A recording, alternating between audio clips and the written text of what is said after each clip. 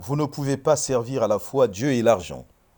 Commentaire de l'Évangile de Jésus-Christ selon saint Luc, chapitre 16, versets 9 à 15. Frères et sœurs, Jésus invite chacun de ses disciples à choisir. Il s'agit d'assumer notre responsabilité et de demeurer cohérent avec notre choix. Cela est exigeant, car dans nos sociétés, l'argent est inévitable, d'où l'importance de la lucidité et de la maîtrise de soi pour une bonne gestion. Il faut reconnaître que l'argent n'est pas sale en lui-même, mais c'est notre usage et nos objectifs qui le rendent propre ou non.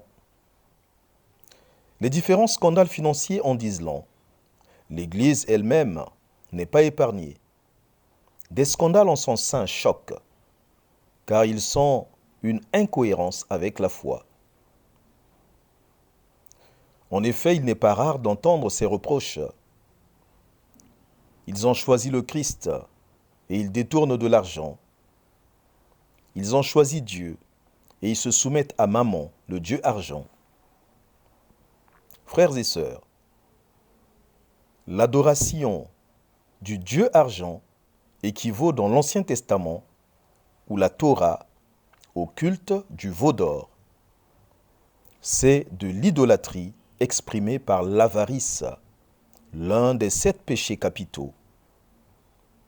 Dès lors, choisir de servir Dieu sans ambiguïté, en toute responsabilité, c'est avoir la foi, c'est être fidèle à Dieu. Ce choix demeure un chemin qui est étroit, un chemin qui exige un effort soutenu par la prière. C'est dire que déifier Mammon ou le Dieu argent, c'est entrer dans le tourbillon d'un syncrétisme d'embrouillamini sans issue. Quelle résolution! Aujourd'hui, visitons nos petites magouilles, nos incessants écartèlements, nos arrangements ambigus, et revenons à Dieu, source de la vie. Tu adoreras le Seigneur ton Dieu, et c'est à lui seul que tu rendras un culte. Luc 4, 8. Notre prière. Mon Dieu, je t'adore, et je te reconnais comme mon Créateur, et le Seigneur maître de toute la création. Tu es celui qui est à l'origine de cet espace infini qui est l'univers. Dans cette immensité que tu as créée pour nous, tu es présent et tu manifestes ta grandeur en tout ce qui est grand et petit. Mon Dieu, je t'adore aussi, présence mystérieuse, en ce pain et ce vin de nos Eucharisties. Tu es mon Seigneur et mon Dieu. Amen. Quelles conséquences?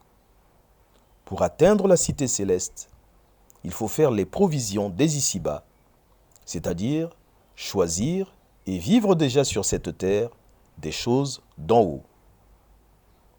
Pluie de bénédictions. Tout pour la gloire de Dieu.